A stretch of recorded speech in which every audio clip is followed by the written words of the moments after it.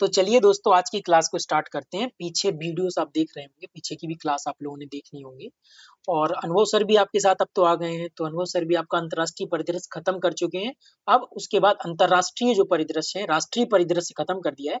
अंतर्राष्ट्रीय परिदृश्य की 1 से 2 क्लास होंगी। उसके बाद जो घटना सार उनके द्वारा अब स्टार्ट करी गई है, तो उनमें से भी मेजरली जो इंपॉर्टेंट टॉपिक्स होंगे वो जल्दी ही आपको कंप्लीट करवा दिए जाएंगे।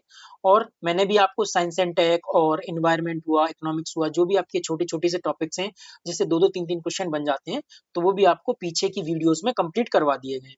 आज की वीडियोस रहने वाली है आपकी सुरक्षा विज्ञान, डिफेंस के ऊपर जितनी भी न्यूज आई है आज की वीडियोस में हम पूरी कवर करेंगे। क्योंकि सीडीएस का तो ये एग्जाम है नहीं कि बहुत ज्यादा डिफेंस की न्यूज आती हो, तो डिफेंस की न्यूज 1 से 2 न्यूज आती है, तो जो बहुत ही इंपॉर्टेंट न्यूज होगी हम केवल उनको ही कवर करेंगे, क्योंकि समय भी उतना नहीं बचा है कि सारी न्यूजों को कवर किया जा सके। हम केवल मेजरली न्यूज़ों को देखेंगे और उनको अच्छे से समझते हुए आगे बढ़ेंगे। क्योंकि एडमिट कार्ड भी आ गया है, तो पैनिक की कंडीशन भी बन रही होगी। जो फर्स्ट टाइम एग्जाम दे रहे होंगे, जिनका पहला एग्जाम होगा, तो उनके दिमाग में भी पैनिक जैसी सिचुएशन बन जाती है। तो घबराना बिल्कुल भी नहीं है। पूरी ईमानदारी से पेपर दीजिए, अच्छे से एग्जाम को दे के आना है। कोई एग्जाम ही है, बहुत बड़ी कोई चीज नहीं कि उसके लिए बहुत ज्यादा पैनिक होना है। बिल्कुल आपने अगर 100% दिया होगा या आपने ईमानदारी से बिल्कुल तैयारी की होगी, तो बेफिक्र होकर जाइए, एग्जाम आपका अच्छा जाएगा। तो ठीक है, सीधा टॉपिक पर ही चलते हैं। टॉपिक आज का क्या कह रहा है, तो डिफेंस के टॉपिक को हम कवर करेंगे। तो पहला टॉपिक देखते हैं सीधा। कह रहा है आईएनएस अर्नाला तटीय सुरक्षा में आत्मनिर्भरता का एक प्रतीक। जैसे हम देखते हैं, पहले हम न्यूज को जानेंगे, फिर उसके बाद यदि उसमें कोई ट्रिक्स बन रही होगी या उसमें कुछ समझाने की बात होगी, तो उसको आपको अच्छे से समझाएंगे। फिर जो न्यूज की ट्रिक्स बन रही होगी, तो उसको ट्रिक्स के साथ आपको क्लास में ही याद, जैसे हम पीछे की क्लास में करवा रहे हैं आपको, तो याद भी यही करवा दिया जाएगा। तो जिसने पीछे की भी वीडियोस नहीं देखी है, तो जाइए पीछे की भी वीडियोस देखिए। और आपको कमेंट बॉक्स में या आपको प्लेलिस्ट मिल जाएगी, आप चैनल से भी जा सकते हैं। तो आप जाइए डिस्क्रिप्शन बॉक्स में भी आपको या कमेंट में भी आपको चैनल की लिंक मिल जाएगी। प्लेलिस्ट पे जाइए, सारी प्लेलिस्ट बनी हुई है। तो ठीक है, टाइम वेस्ट नहीं करते हुए सीधा टॉपिक पर चलते हैं। पहला टॉपिक है आईएनएस अर्नाला। अब पहले न्यूज क्या है, गार्डन रीच जो आपकी शिपयार्ड लिमिटेड कंपनी है, उसके द्वारा 8 आपकी पनडुब्बी रोधी युद्धक उथले जलपोत, मतलब इसका मतलब क्या हुआ, anti submarine warfare shallow water craft, मतलब ऐसे शिप जो पनडुब्बियों को ट्रैक करते हैं, उनको उथले जल में या तटीय जल में उनका पता लगाते हैं, उनकी जानकारी रखते हैं कि कहाँ से कहाँ घूम रही है। किसी भी अन्य देश की मतलब जो पनडुब्बी आ जाती है, तो उनको ट्रैक कर लेना, पता लगाना, निगरानी रखना, तो ये क्या होता है, एंटी सबमरीन वॉरफेयर शैलो वाटरशिप का काम होता है। तो इसके पहले पोत अड़ाला का मई 2008 मई 2025 को चेन्नई के Messrs and limited L and T shipyard Kattupalli में भारतीय नौसेना, मतलब ये कह रहा है कि जो आईएनएस आपकी अड़ाला है, जो गार्डन रीच कंपनी और एलएनटी के द्वारा मिलकर बनाई गई है, जो मिनिस्ट्री ऑफ डिफेंस के सहयोग, मतलब मिनिस्ट्री ऑफ डिफेंस ने इनके साथ एक संबंध या सहयोग बनाया था, जिसके द्वारा गार्डन रीच और एलएनटी ने मिलकर आपकी 8 वॉरफेयर शिप्स बनाई जानी है। ये आपको आगे न्यूज में बताएंगे। तो पहले आइए यही देख लेते हैं। देखिए, रक्षा मंत्रालय ने 8 anti submarine warfare shallow watercraft के निर्माण के लिए अनुबंध पर हस्ताक्षर किया था। किसके साथ, एलएनटी और आपकी गार्डन रीच, मेजरली आपकी गार्डन रीच कंपनी है। तो आपको रीच याद रखना है। रीच को कैसे, RICH ऐसे याद रख सकते हैं। रिच, रिच मतलब अमीर। तो डिफेंस मिनिस्ट्री ने भी ऐसी शिप्स बनाने के लिए, ऐसे क्राफ्ट बनाने के लिए एक रिच कंपनी, अमीर कंपनी को ही एक कॉन्ट्रैक्ट दिया है या उनके साथ अनुबंध पर हस्ताक्षर किया है। तो रिच से आप याद रख सकते हैं किस कंपनी में भी, एक कंपनी पूछ सकता है कि कौन सी, तो गार्डन रिच आपको याद आ जाएगा। अब आपकी 8 ऐसी वॉरफेयर शिप्स बननी है। उसमें से पहली शिप है आईएनएस अड़ाला, जिसका जलावतरण कब, 2022 में ही चेन्नई तट पर कर दिया गया था। अब उसको क्या न्यूज आई है कि इसको डिफेंस या रक्षा मंत्रालय के द्वारा बनाया जो गया है, उसको भारतीय नौसेना को सौंप दिया गया। तो अभी ये सौंपी गई है, इसलिए न्यूज में आया है। तो आईएनएस अड़ाला के बारे में आप समझ गए होंगे कि आपकी anti submarine warfare shallow water ship है, ये आपकी जो पनडुब्बी को ट्रैक करती है, निगरानी रखती है, ये समझ गए होंगे। अब अड़ाला का नाम भी एक बार याद रख लीजिए। अड़ाला का नाम किसके नामकरण पे आया, तो जो आपके छत्रपति महाराज थे, छत्रपति शिवाजी महाराज थे, उनके द्वारा अड़ाला बीच को, जो जो वसई महाराष्ट्र के पास है, रणनीतिक समुद्री महत्व को दर्शाने के लिए इनका नाम इस पर रखा गया है। तो ये किसका बीच था, ये छत्रपति शिवाजी महाराज के द्वारा एक ये बीच बसाया गया था, बनाया गया था। तो उसी की रणनीतिक समुद्रिक महत्व क्षमता को दर्शाने के लिए उसी के नाम पर, कि चूंकि ये ना वॉरफेयर जो शिप्स होती हैं, मिसाइल्स होती हैं, ये हमारे जो इतिहास हुए या हमारा जो संस्कृति उसी आधार पर, जैसे आईएनएस विक्रांत है, आईएनएस अड़ाला रखा हुआ है, और भी आपको आगे बताएंगे। कि किस प्रकार रुद्रास्त्र हुआ, शिव या विष्णु, किसी के भी नाम पर ब्रह्मोस, तो कुछ ना कुछ ऐसे एक्रोनिम्स, कुछ ऐसे नाम दिए जाते हैं जो हमारे कल्चर को भी प्रेजेंट करते हैं। तो समझ गए होंगे अड़ाला नाम क्यों रखा है। अड़ाला नाम छत्रपति शिवाजी महाराज द्वारा अड़ाला जो द्वीप बसाया गया था उसके नाम पर रखा गया है। और इसका आपको काम बता ही दिया है कि पानी के नीचे की निगरानी, रिसर्च एंड रेस्क्यू अभियान, कम तीव्रता वाले समुद्री संचालन, तटीय पनडुब्बी रोधी शोध संचालन एवं उन्नत माइन परिचालन की क्षमता शामिल है। मतलब इसका यही काम होता है, खोज और बचाव करेगी, निगरानी, पनडुब्बियों की निगरानी करेगी और तटीय पनडुब्बी युद्ध संचालन करना और भी बारूदी सुरंग को ट्रैक करना, बनाना, ये सब इसका काम होता है। तो आपको काम तो एंटी वॉरफेयर जो शिप है, anti submarine warfare shallow water ship को आपको काम अच्छे से समझा दिया। तो पूरी न्यूज़ आपकी कवर हो गई होगी।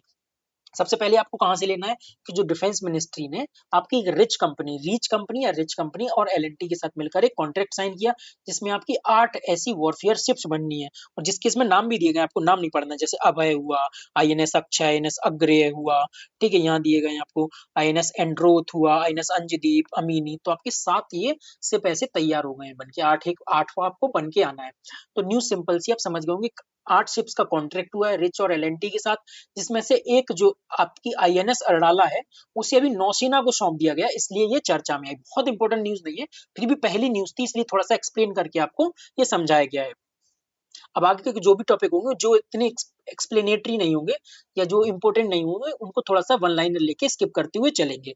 तो दूसरी न्यूज क्या कह रहा है, hybrid VTOL UAB Rudrastra.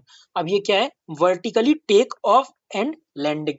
Vertically take off का मतलब क्या होता है कि जैसे कोई भी एरोप्लेन या मतलब कि जहाज होता है, जो भी ड्रोन होता है, तो वर्टिकली टेक ऑफ करे, खड़ा टेक ऑफ करे, मतलब वर्टिकल वर्टिकल माध्यम में टेक ऑफ करे और वर्टिकली ही लैंडिंग करे, तो vertically take off and landing. और हाइब्रिड का मतलब क्या हुआ, देखिए यहाँ पहले न्यूज देखते हैं।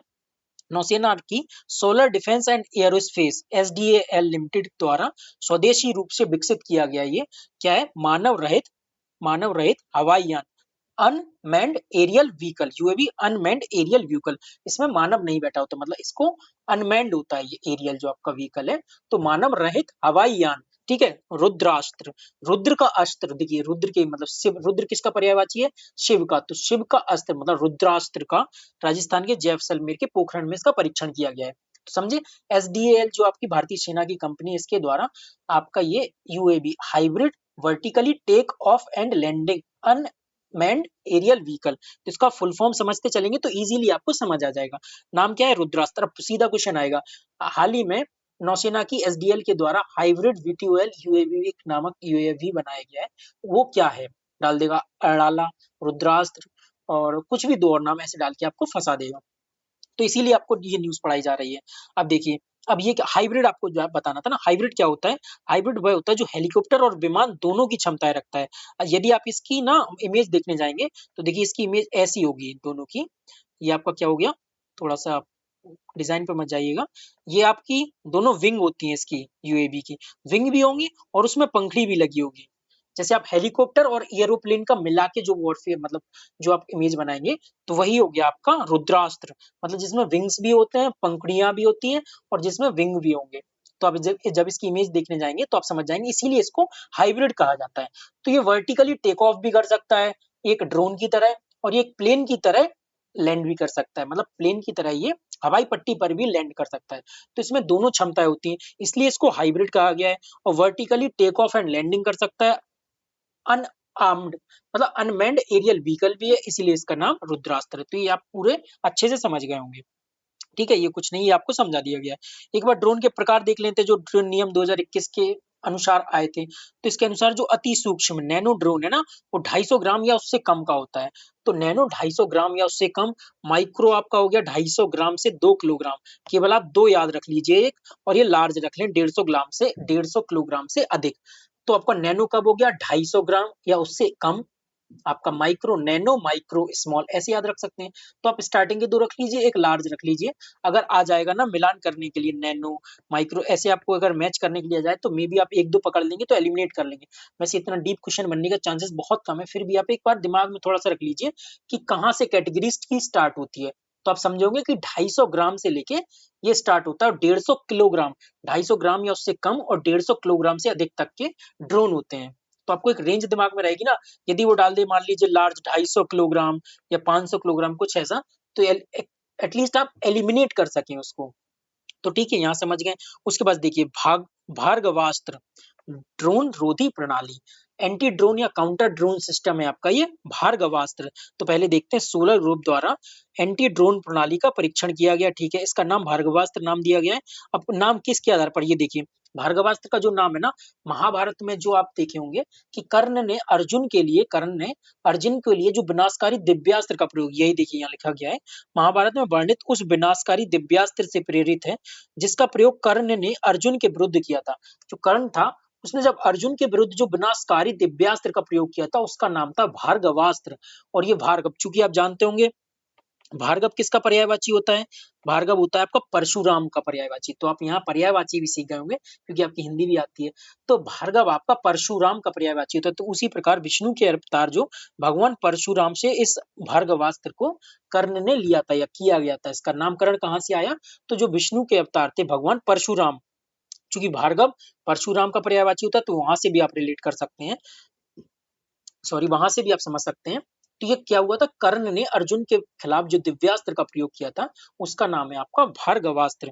तो ये एंटी या काउंटर आपका क्या है, काउंटर ड्रोन सिस्टम।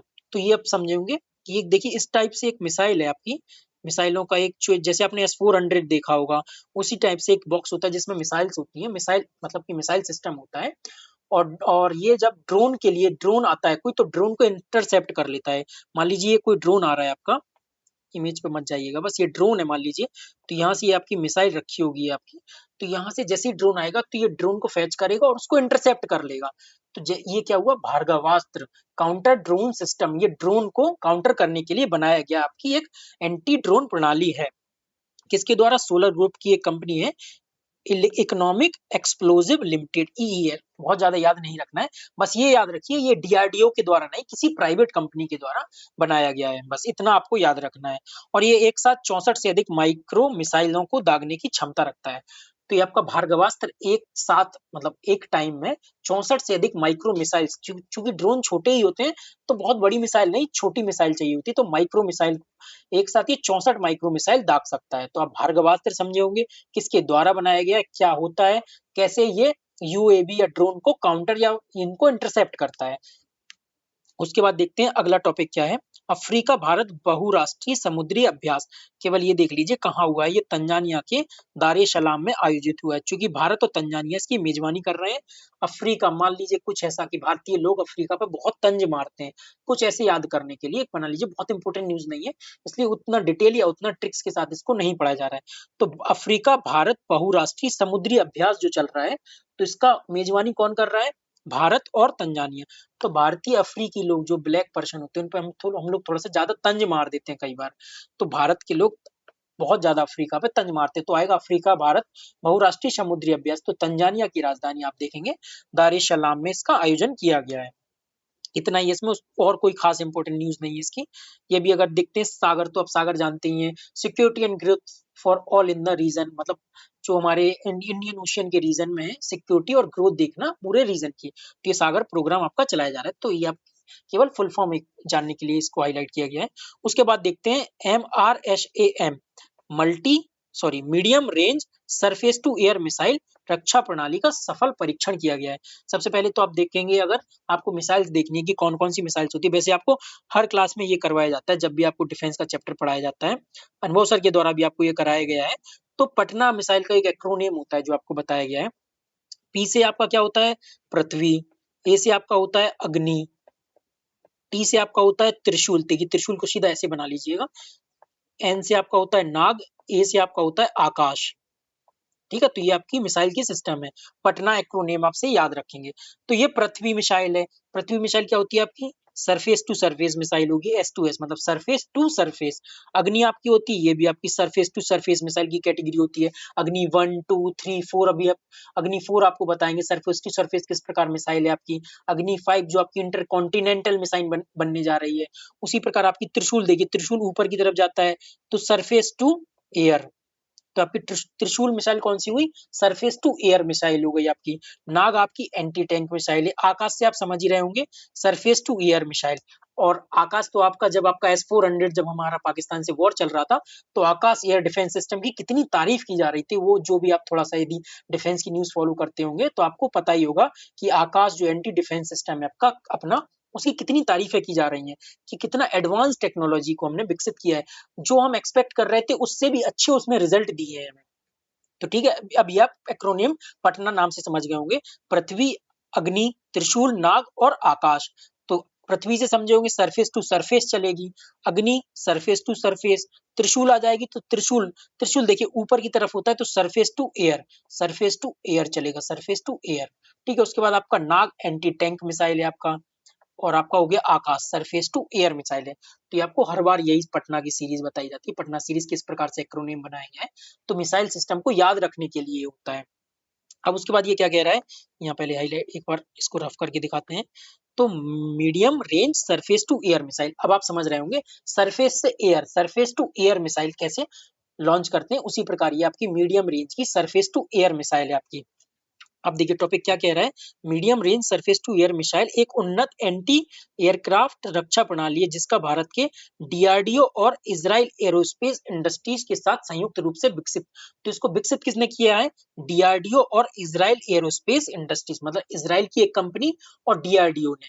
तो इजराइल का आप जानते होंगे आयरन डोम कितना फेमस है, इसी प्रकार जिस प्रकार यूएस का थार्ड THEED यूएस का थार्ड सिस्टम है, इजराइल का आयरन डोम है, चाइना का HQ9 रीपर जो सिस्टम HQ9 डिफेंस सिस्टम है, जो पाकिस्तान यूज कर रहा था, तो उसमें कितनी फेलियर जो हम लोगों ने उसको इंटरसेप्ट कर लिया, उसको चकमा देके किस प्रकार हमने अपने ड्रोन और मिसाइल्स फायर कर दी। तो ये चाइनीज एंटी डिफेंस सिस्टम है, थार्ड भी है अमेरिकन डिफेंस सिस्टम। उसी प्रकार जैसे ये भी आपके पूछे जाते हैं कई बार कि थार्ड क्या है, HQ9 पूछा जा सकता है, और आयरन डोम क्या है, जो आपको आयरन डोम बताया इजराइल का एयर डिफेंस सिस्टम है। उसी प्रकार हमारा एयर डिफेंस सिस्टम आकाश S-400, ठीक है। तो S-400 क्या है अपना, लॉन्ग रेंज का है, आकाश अपना शॉर्ट रेंज का, ये 25 किलोमीटर के आसपास का ही तक है। इसीलिए एक medium range surface to air missile है जो आपकी डिफेंस सिस्टम का सफल परीक्षण किया गया है। तो ये न्यूज क्या है, जो स्वदेशी आकाश प्रणाली और आयतित लंबी दूरी S-400, देखिए आकाश प्रणाली आपकी 400 तक है, सॉरी 25 तक है, तो आकाश आपकी सबसे नीचे आ जाएगी, 25 किलोमीटर तक है। उसके बाद आपकी मीडियम रेंज की आ गई, मीडियम रेंज आ गई, उसके बाद आपकी S-400 आ गई जो लॉन्ग रेंज की हो गई। तो S-400 जो 400 किलोमीटर तक की क्षमता को मारक क्षमता रखती है। तो समझोगे सबसे ऊपर आपकी S-400, फिर मीडियम रेंज की आपकी जो रक्षा प्रणाली विकसित की जा रही है, और अपनी आकाश एयर डिफेंस सिस्टम जो 25 किलोमीटर तक होगा। एक और भी होगी short range air defence system, भी आपको आगे बताएंगे। तो एक और शॉर्ट रेंज होता है, और शॉर्ट रेंज क्यों बनाया जाता है, कोई ऐसी मिसाइल जो बहुत नजदीक से फायर जब कर दी जाती है ना, तो उनको इंटरसेप्ट करने के लिए short range, long range, medium range, तो उस आधार पर मान लीजिए दुश्मन बहुत दूर से फायर कर रहा है और बहुत हैवी मिसाइल सुपरसोनिक या हाइपरसोनिक, वैसे हाइपरसोनिक मिसाइल को तो इंटरसेप्ट करना इतना ईजी नहीं होता है, जिस प्रकार हमारी ब्रह्मोस मिसाइल है जो क्रूज मिसाइल है, उसको इंटरसेप्ट करना ईजी नहीं, उसी प्रकार जो छोटी मिसाइल्स होती है उनको इंटरसेप्ट करने के लिए शॉर्ट रेंज की एयर डिफेंस सिस्टम, उसी प्रकार मीडियम रेंज और लॉन्ग रेंज की एयर डिफेंस सिस्टम, तो उसी प्रकार दूरी के आधार पर डिफेंस सिस्टम तैयार, मल्टीपल लेयर होती है उसमें। जैसे आयरन डोम में तो मल्टीपल लेयरिंग होती है उसमें कि किस दूरी की मिसाइल को कौन सी मिसाइल इंटरसेप्ट करेगी। तो इस प्रकार आप समझ गए होंगे, क्योंकि इसको इसलिए डीप में समझाया जा रहा है क्योंकि और भी आगे जो न्यूज आएंगी तो उनको ओवरव्यू लेते हुए सीधा आगे बढ़ते हुए चलेंगे। तो medium range surface to air missiles जो डिफेंस सिस्टम है उसका सफल परीक्षण किया गया है, और इसको डीआरडीओ और इजराइल की एरोस्पेस इंडस्ट्रीज कंपनी के द्वारा जॉइंट वेंचर के तहत बनाया गया है। तो यह क्या है आपका आकाश और S-400 के बीच की कड़ी, आपको ये समझा दिया गया है। तो यही इसकी न्यूज थी। अब आगे चलते हैं, सीधा आगे देखते हैं। अब आगे क्या कह रहा है, स्टील्थ फ्रिगेट तवश्या। तवश्या क्या है, आपने अगर महाभारत देखी होगी तो जो भीम का गदा होता है, जो भीम का जो गदा है, जो उसका नाम क्या है, तवश्या, तो उसी के नाम पर देखिए लिया भी गया है। तो उल्लेखनीय युद्धपोत तवश्या का नामकरण महाभारत के महान योद्धा भीम के गदा के नाम पर लिया गया, जो भारतीय नौसेना की ताकत एवं बढ़ती शक्ति का प्रतीक है। तो ठीक है, स्टील्थ फ्रिगेट क्या होता है, स्टील्थ का मतलब होता है कि रडार को चकमा देने वाला जो भी तकनीक होती है उसको स्टील्थ तकनीक कहते हैं। तो स्टील्थ फ्रिगेट मतलब स्टील्थ शिप तवश्या का जलावतरण, मतलब कि जल में अवतरण किया गया है। केवल यही छोटी-सी न्यूज़ थी और गोवा शिपयार्ड कंपनी के द्वारा ये किया गया। तो ये पूछ सकता है कि तवस्या क्या है? ये स्टील्थ फ्रिगेट तवस्या क्या है? इस प्रकार से पूछ सकता है। ये भी आप एक बार पढ़ लेंगे, बहुत खास इंपॉर्टेंट न्यूज़ नहीं है। केवल तवस्या जानना है कि तवस्या क्या है आपको। उसके बाद चलते हैं अगली न्यूज़ पर। अगली न्यूज़ देखते हैं, 1 मिनट। हाँ, ये आपका इम्पोर्टेंट नहीं है तो आप हटाते चलेंगे। आईएनएस वर्षा, आईएनएस वर्षा क्या है? भारत की पूर्वी तटरेखा पर आंध्र प्रदेश में निर्माणाधीन एक अति गोपनीय नौसैनिक अड्डा। ये अति गोपनीय नेवल बेस है। तो आईएनएस वर्षा से ये मत समझ लीजिएगा कि कोई एंटी वॉरफेयर शिप है या कुछ मतलब कि पनडुब्बी है। तो आईएनएस वर्षा एक क्या है आपका नौसैनिक अड्डा है। बस वर्षा से ये याद रखना है, इसलिए आपको ये समझाया गया है क्योंकि आईएनएस वर्षा लगा देंगे तो मे बी कन्फ्यूजन हो सकता है। कोई पनडुब्बी, कोई शिप तो नहीं है, कोई वॉरफेयर शिप हो, कोई स्टील्थ फ्रिगेट हो, तो इसीलिए आपको आईएनएस वर्षा जोर दे के थोड़ा-सा हाइलाइट किया गया है। ये आपका नेवल बेस है और ये कहाँ है? आपका आंध्र प्रदेश में है, ठीक है? अगली न्यूज़ पे चलते हैं, ये इम्पोर्टेंट नहीं है, एक बार देख लीजिए। उत्कर्ष नाम से जलावतरण किया, ऐसे कई शिप्स का जलावतरण किया जा रहा है, तो बहुत इम्पोर्टेंट नहीं है, केवल हमें उन न्यूज़ को डिफेंस में देखना है, जो पूछी जा सकती हैं आयोग के द्वारा। हमें हर न्यूज़ को कवर करते हुए चलना भी नहीं, हर न्यूज़ को तो हम कवर भी नहीं कर सकते हैं, तो इसको हम छोड़ते हुए चलेंगे। और आपको हाइलाइट इसलिए किया गया है, ताकि जिसको एक बार हाइलाइट देखते चलेंगे ना, तो आपके ना दिमाग में बना रहेगा कि कई बार यदि आ गया, तो क्लिक तो कर जाएगा कि क्या है। आपके सबकॉन्शियस माइंड में बना रहेगा कि कुछ आ जाए, मान लीजिए ऐसा कोई क्वेश्चन पूछ दे, अनऑर्थोडॉक्स ही क्वेश्चन, कुछ अनयूजुअल ऐसा क्वेश्चन पूछ देते हैं ना कई बार आयोग के द्वारा कि ये लगता है कि कहाँ से आ गया? तो उसके लिए हाइलाइट करके इसलिए दिया जाता है सेफ साइड के लिए। बाई चांस पूछ दे तो आप कहेंगे कि नहीं इसको हाइलाइट किया, पढ़ा है, नहीं है। तो इसलिए मेरे हिसाब से तो ये बिल्कुल इंपॉर्टेंट नहीं है, तो इसको छोड़ते हुए चल सकते हैं। ठीक है? एनएएसएम-एसआर का सफल परीक्षण किया गया। अब एनएएसएम क्या है? नौसैनिक या नेवल आपका anti ship missile short range का सफल परीक्षण किया गया है। ये भी बहुत खास न्यूज़ नहीं है। आप चाहें तो इसको भी आप स्किप करके चल सकते हैं। एक बार बस पढ़ लीजिए कि एनएएसएम-एसआर मिसाइल जो है, मैन इन लूप का अद्वितीय फीचर है। मैन इन लूप क्या होता है कि लक्ष्य को पुनर्निर्धारण करने की क्षमता होती है उसकी। मान लीजिए टारगेट पहले से सेट कर दिया गया है। अब यदि टारगेट भी मूव कर रहा है, तो उसको टारगेट को भी ये अपने टारगेट को खुद अपने अनुसार मॉडिफाइड कर लेगा कि मतलब मान लीजिए यहाँ पहले टारगेट था, ये यहाँ जा रही है। मान लीजिए यहाँ टारगेट आपको हिट करना था, पहले ये रेंज थी। अब टारगेट यहाँ से ऐसे घूमता हुआ यहाँ आ गया। तो ये भी अपनी ऐसी इसकी अपनी रेंज को सेट करके मॉडिफाइड कर सकता है। तो केवल आपको इतना बताने के लिए इस टॉपिक को लिया था। डीआरडीओ के द्वारा विकसित किया गया है। देखिए, जो आपको नहीं बताया जा रहा है किसके द्वारा विकसित किया गया है, मान के चलना है वो डीआरडीओ के द्वारा विकसित किया गया है। और जो भी आपको जैसे भार्गवास्त्र बताया है और आपको स्टार्टिंग का पहला न्यूज़ बताया था, भार्गवास्त्र बताया आपको और हाइब्रिड जो vertical take off and landing जो रुद्रास्त्र बताया था, तो उसकी कंपनी का नाम आपको याद रखना है। जो आपको मतलब बनाया गया है जिस कंपनी के द्वारा, अगर डीआरडीओ द्वारा बताया गया है तो नहीं याद रखना है। वो मतलब एक मान के ही चलना है कि वो डीआरडीओ द्वारा बनाया गया है। और आपको याद करवाया जा रहा है तो उस कंपनी को आपको याद करना है। ठीक है? आगे चलते हैं। इसी प्रकार आईएनएस सूरत, नीलगिरी बहुत टाइम से हर बार न्यूज़ में रहते हैं। दोनों वॉरफेयर शिप्स हैं ये आपकी और आईएनएस वागसीर आपकी क्या है? आईएनएस वागसीर आपकी पनडुब्बी है। तो यही है आपका कि किस प्रोजेक्ट के तहत जैसे आईएनएस सूरत हुआ, आईएनएस नीलगिरी हुआ, तो ये दोनों जगह का नाम है। तो ये 15 और 17 ऐसे याद रख सकते हैं। बहुत इंपॉर्टेंट नहीं है, आप चाहें तो इसको स्किप भी कर सकते हैं। बस मैं सेफ साइड के लिए इसको केवल एक बार पढ़ा रहा हूँ। आईएनएस सूरत और आईएनएस नीलगिरी दोनों शिप्स हैं। ठीक है? स्टील्थ ये डिस्ट्रॉयर है, ये स्टील्थ फ्रिगेट है, तो दोनों शिप्स हैं। प्रोजेक्ट 15, प्रोजेक्ट 17 ए के द्वारा चलाया जा रहा है। उसी प्रकार आईएनएस बागसीर आपकी पनडुब्बी है और ये प्रोजेक्ट 75, 75 ऐसे याद रख सकते हैं कि इसी की स्कॉर्पियन परियोजना की ये पनडुब्बियाँ हैं। इसमें कई पनडुब्बियाँ होती हैं, कलवरी हुआ, करंज हुआ, खांदेरी, बेला, वागीर। हर बार जब जलावतरण होता है, नौसेना को सौंपी जाती है, तो ये हर बार न्यूज़ में आती है, तो उतना पढ़ना नहीं है और पूछा भी नहीं जाएगा जहाँ तक है। बहुत ही ये अनयूजुअल सा ऑर्थोडॉक्स सा क्वेश्चन पूछ दें तो चांसेस है, वरना इसको क्वेश्चन पूछे जाने की कोई संभावना नहीं है। तो ये सीधा आप स्किप करते हुए चल सकते हैं। बस एक बार दिमाग में रखिए कि सूरत, नीलगिरी, बक्सीर क्या है। उसी प्रकार आईएनएस तुशील भारतीय नौसेना में शामिल हो गया है। अब वही है कि तुशील नौसेना का नवीनतम मल्टी रोल और रडार की पहुंच से बचने वही स्टील फ्रिगेड है ये सारे और ये बहुत इंपॉर्टेंट नहीं है, आप चाहें तो इसको स्किप भी कर सकते हैं। कोई इसमें पूछे जाने की कहीं कोई संभावना नहीं है, कोई ऐसा प्रोजेक्ट पूछ देगा, ऐसा पूछे जाने की कोई संभावना नहीं है दूर से दूर तक। जो इम्पोर्टेंट होगी वो आपको अच्छे से बताया जाएगा कि नहीं ये चीज़ आपको अच्छे से करनी है क्योंकि ये इम्पोर्टेंट है। अब देखते हैं अगला टॉपिक। ये देखिए जैसे ये आपका मेरे हिसाब से इम्पोर्टेंट टॉपिक है। K4 बैलिस्टिक मिसाइल का परीक्षण किया गया है। अब पहले आप जानिए कि बैलिस्टिक मिसाइल क्या होती है और आपकी क्रूज मिसाइल क्या होती है। जैसे आपकी ब्रह्मोस क्रूज मिसाइल है, तो क्रूज मिसाइल कैसी होती है, मान लीजिए ये आपका कोई सरफेस है, ये पहाड़ है मान लीजिए, और ये नदी है, ऐसे कुछ है, ये ऐसे अनयूजुअल सा बना हुआ है, और ये आपका टारगेट टी है। अब आपका टारगेट पे जैसे क्रूज मिसाइल होगी, तो क्रूज मिसाइल कैसे जाएगी, ये जमीन से सट के चलती है क्रूज मिसाइल। क्रूज मिसाइल आपकी ऐसे ट्रेवल करेगी और टारगेट को हिट करेगी। तो ये क्या चलती है, ये बादलों से नीचे चलती है। क्रूज मिसाइल समझेंगे आप, बादलों से नीचे जाएगी। उसी प्रकार आपकी बैलिस्टिक मिसाइल कैसे चलेगी, यदि उसको टारगेट को हिट करना होगा, ये मान लीजिए ये बादल है, तो बैलिस्टिक मिसाइल आपकी ऐसे जाएगी बादलों के ऊपर से, और जाके टारगेट को हिट करेगी, ऐसे जाके हिट करेगी। ठीक है, आप समझ रहे होंगे। जैसे मान लीजिए ये आपका टारगेट है, तो ये बादल है आपके, तो ये ऐसे जाके हिट करेगी, ऐसे जाके, मतलब कि ये ऊपर से जाके ऐसे स्वेप बना के हिट करती है। और क्रूज मिसाइल आपकी जमीन से सट के चलती है, तो जमीन से सटते हुए चलेगी, सरफेस टू सरफेस मिसाइल है। वैसे बैलिस्टिक भी सरफेस टू सरफेस मिसाइल होती है, लेकिन ये आकाश मतलब कि आसमान क्रॉस करके फिर ये जाती है, मतलब इसकी शेप ऐसे होता है यू शेप में, और ये कैसे होती है, जमीन से सट के चलती है। तो आप समझे होंगे। जैसे आपकी K4 जो अब बनाई गई है ना, निर्भय मिसाइल का ये आपका उन्नत संस्करण है। तो K4 जो बनाई गई वो आपकी बैलिस्टिक मिसाइल है। तो पहले न्यूज़ देखते हैं अब क्या कह रहा है न्यूज़। भारतीय नौसेना ने K4 नाभिकीय सक्षम बैलिस्टिक मिसाइल, क्या है, नाभिकीय न्यूक्लियर कैपेबल बैलिस्टिक मिसाइल का परीक्षण किया है।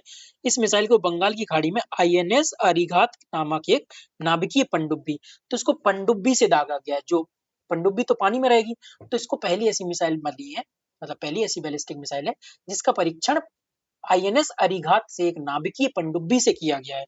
तो यही देखिए यही कह रहा है, यह प्रथम अवसर था जब पनडुब्बी से प्रक्षेपित की जाने वाली बैलिस्टिक मिसाइल का परीक्षण किसी पनडुब्बी से, मतलब कि SLBM submarine launches ballistic missile का परीक्षण किसी पनडुब्बी से किया गया है।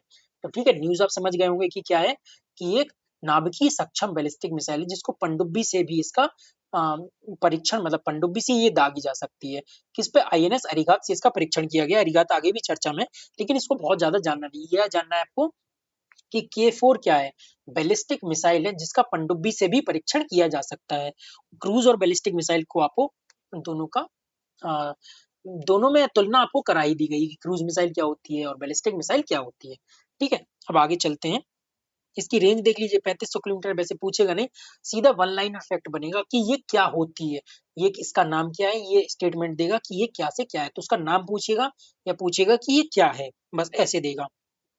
भारत की पहली लंबी दूरी की हाइपरसोनिक मिसाइल, कोई इसका नाम नहीं दिया गया है, तो आपको ये पूछने की कम संभावना है। चूंकि भारत की पहली है, तो एक बार आप नजर बना लीजिए, DRDO द्वारा बनाया गया है। पहली लंबी दूरी की हाइपरसोनिक क्या होता है, जो ध्वनि से भी 5 गुना तेज गति से चलती है। एक तो होता है सुपरसोनिक, एक होता है सुपरसोनिक का मतलब ध्वनि से तेज गति से चलती है, और ध्वनि से जो 5 गुना मतलब 5 मैक की स्पीड से भी तेज चलती हो, 5 मैक से भी तेज हो, तो उसको बोलते हैं हाइपरसोनिक। हाइपरसोनिक, तो क्या हुआ, आप ये भी समझ गए होंगे। 1 मिनट, आप 1 मिनट दीजिएगा। हाँ, तो हाइपरसोनिक और सुपरसोनिक के बारे में आप जान ही गए होंगे कि हाइपरसोनिक 5 मैक से तेज और सुपरसोनिक मैक से मतलब ध्वनि से तेज गति से। तो DRDO द्वारा पहली लंबी दूरी की हाइपरसोनिक मिसाइल का परीक्षण किया गया, जिसकी रेंज आपकी 1500 किलोमीटर है। ये देखिए, स्वदेशी विकसित मिसाइल है। अब तो ज्यादातर चीजें जो DRDO और इसरो कर रहा है वो स्वदेशी ही निर्मित, क्योंकि मेक इन इंडिया या मेक फॉर इंडिया के जो प्रोग्राम्स चल रहे हैं उसी को बढ़ावा दिया जा रहा है। आप जब भी देखेंगे तो, और हाइपरसोनिक को आपको बता ही दिया गया है। तो हाइपरसोनिक की देख लीजिए, कम से कम 5 गुना मैक से चलती हो, मतलब कि ध्वनि की गति से कम से कम 5 गुना अधिक, मतलब 5 मैक की स्पीड तो इसकी नॉर्मली होनी ही चाहिए मिनिमम। तो उसको बोलते हैं हाइपरसोनिक मिसाइल। उसके बाद क्या है, LRLACM का प्रथम परीक्षण। अब इसका फुल फॉर्म देखेंगे, long range land attack cruise missile. Cruise missile आपको ऊपर ही बताया, ब्रह्मोस की तरह ये क्रूज मिसाइल है, इसका परीक्षण किया गया है। बहुत कोई इंपॉर्टेंट न्यूज नहीं है इसके बारे में, तो इसको स्किप कर सकते हैं। वही है कि एक बार नजर बना लीजिए क्या है ये। लंबी दूरी की क्रूज मिसाइल निर्भय का एक उन्नत संस्करण है, ये जो आपको बताया जा रहा है। तो केवल इसके बारे में यही फैक्ट दिया गया, स्किप कर सकते हैं आपको। केवल आप क्रूज और बैलिस्टिक समझिए। आपको ब्रह्मोस बताया गया, ब्रह्मोस आपकी क्रूज मिसाइल है, और आपकी बैलिस्टिक मिसाइल जैसे आपको बताया K4 आपकी बैलिस्टिक मिसाइल है। उसी प्रकार ये भी न्यूज है, मोजाम्बिक को दो इंटरसेप्टर जो होते हैं, जो मतलब किसी ड्रोन या पनडुब्बी को इंटरसेप्ट कर लेते हैं। तो इंटरसेप्ट पोतों की आपूर्ति की गई है। क्यों की गई है, क्योंकि मोजाम्बिक में क्या चल रहा है, आतंकवाद फैल रहा है, समुद्री आतंकवाद है, और प्रांत में अंतर मतलब विद्रोह चल रहे हैं। तो वो यही कह रहा है, ये दोनों पोत समुद्री आतंकवाद और काबो डेलगाडो प्रांत में चल रहे विद्रोह से निपटने में मोजाम्बिक सरकार की सहायता करेंगे। तो केवल इतनी न्यूज दे सकते हैं कि भारत के द्वारा 2 इंटरसेप्टर पोतों की आपूर्ति किस अफ्रीकी देश को की गई है, किस देश को की गई है, तो आपको क्या याद रखना है, मोजाम्बिक। मोजाम्बिक कुछ ऐसे बना लीजिए, वैसे बहुत इंपॉर्टेंट नहीं है इसलिए इसकी कोई ट्रिक नहीं बताई गई है। मोजाम्बिक थोड़ा सा आप याद रख सकते हैं। आपको केवल अफ्रीका में तंजानिया बताया है, तंजानिया में भारत अफ्रीका जो समुद्री अभ्यास चल रहा है, ज्वाइंट मिलिट्री एक्सरसाइज चल रही है, सॉरी ज्वाइंट नेवल एक्सरसाइज, समुद्री अभ्यास चल रहा है, तो भारत तंज मारता है, भारत के लोग अफ्रीका पे, तो तंजानिया रखना है, एक आपको रखना है मोजाम्बिक याद, ठीक है। उसके बाद चलते हैं very short range air defence system, जो आपको अभी अभी बताया था ना, S-400, और आपकी मीडियम रेंज की आपकी जो एयर डिफेंस सिस्टम, उसके बाद आपको आकाश बताया था, उसके बाद वेरी शॉर्ट रेंज, तो वेरी शॉर्ट रेंज के ये DRDO जो द्वारा जो परीक्षण किया गया है, केवल यही बताया जा रहा है इसमें, very short range air defence system है, बहुत इंपॉर्टेंट नहीं है, इसलिए कुछ कुछ न्यूज़ों को बहुत मिनी, मतलब 1 सेकंड या 1 या 2 मिनट में इसको स्किप करते हुए चल रहे हैं। एक तो पूछे जाने की संभावना ही नहीं, बहुत इसको संभावना नहीं है, और इसको ना बहुत अधिक तक डीप में समझने की भी आपको कोई वो नहीं है कि आप समझेंगे, क्योंकि इसके पूछे जाने के भी चांसेस बहुत कम है। इसीलिए इनको ना वन लाइनर के तौर पर आपको समझाया भी जा रहा है, केवल एक दिमाग में आप सबकॉन्शियस माइंड में रखेंगे, बाई चांस कुछ ऐसा है, ताकि आप एक टिक कर सकें इसको, वैसे आने की चांसेस तो बहुत ही कम है इसके, ठीक है। उसी के द्वारा देख लीजिए, जैसे जोरावर है आपका हल्का युद्धक टैंक, तो ये आपको पिछले साल भी चर्चा में रहा, जैसे जोरावर हुआ, ग्लाइडर बॉम्ब जो आपके माल की मुल्की, ये भी आपके, ये तो आपको पहले से देखिए 9 सितंबर की न्यूज है, तो बहुत पुरानी न्यूज है, इसलिए उतने चांसेस भी नहीं है पूछने के, और उतनी इंपॉर्टेंट न्यूज भी नहीं। यदि न्यूज इंपॉर्टेंट होती तो आपको इतनी डिटेल्ड में कराई भी जाती, क्योंकि चांसेस भी कम है, इंपॉर्टेंट भी नहीं है, पुरानी न्यूज है, इसलिए इसको स्किप करते हुए चल रहे हैं। तो जोरावर क्या है आपका, हल्का युद्धक आपका टैंक है, और देखिए हल्का युद्धक टैंक है तो बहुत जोर नहीं लगाना पड़ेगा आपको खींचने के लिए, तो जोर से याद रख सकते हैं आप कि हल्का युद्धक टैंक है, तो बहुत मेहनत नहीं करनी पड़ेगी इसको खींचने में, तो हल्का युद्धक टैंक, बहुत जोर नहीं लगाना पड़ेगा इसको खींचने में, तो जोरावर हो गया। केवल इतनी ही न्यूज आपको जाननी है। वर्टिकली लॉन्चिंग, ये आप देख सकते हैं, ये भी वैसे बहुत इंपॉर्टेंट न्यूज नहीं है, इसलिए आप इसको स्किप करते हुए चल सकते हैं। अब इसका क्या कह रहा है, ये DRDO के द्वारा और नौसेना के द्वारा VLSRSAM, मतलब vertically launching short range surface to air missile, यदि इसका फुल फॉर्म समझ लिए ना, फुल फॉर्म समझने के बाद आपको कोई वर्टिकली लॉन्च मतलब वर्टिकली लॉन्चिंग आप समझ रहे होंगे, जिस प्रकार UAV आपको बताया था, vertically take off and landing, तो वर्टिकली रूप में टेक ऑफ करना या वर्टिकली लॉन्च करना, surface short range surface to air, surface से एयर में इंटरसेप्ट करना, सरफेस टू एयर मिसाइल हो गई, और इसका कुछ नाम नहीं दिया गया, केवल परीक्षण किया गया है, तो इसके पूछे जाने की थोड़ी से चांसेस कम होते हैं। अब अगला क्या कह रहा है, मालपे और मुल्की का जलावतरण किया गया, तो केवल ये याद रखना है, मालपे और मुल्की आपके क्या हैं, तो ये दोनों आपके पोत्स हैं, मतलब शिप्स हैं, तो ये केवल इतना याद रखना है बस। अग्नि 4 का सफल परीक्षण कर दिया गया है। अग्नि आपको बताया था कि surface to surface air missile, surface to surface की आपकी ये मिसाइल है।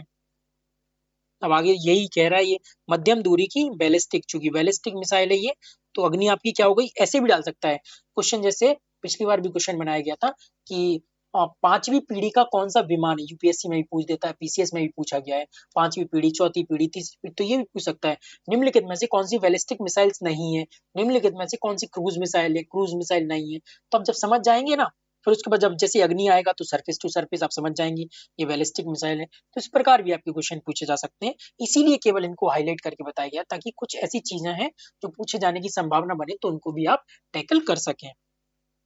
अब चलते हैं, ये देखिए समुद्र प्रताप प्रदूषण नियंत्रण पोत, जो आपका पॉल्यूशन कंट्रोल जो शिप है ना, उसका नाम है समुद्र प्रताप, तो इसको आप कैसे मिला सकते हैं, इसको आप देखिए प्रताप से प्रदूषण, प्रा मिला सकते हैं आप, प्रताप प्रदूषण, तो आप ऐसे इसको टाइम करके याद कर सकते हैं, बहुत इंपॉर्टेंट नहीं है, इसलिए केवल याद रखिए कि समुद्र प्रताप क्या है, पॉल्यूशन कंट्रोल आपका शिप है।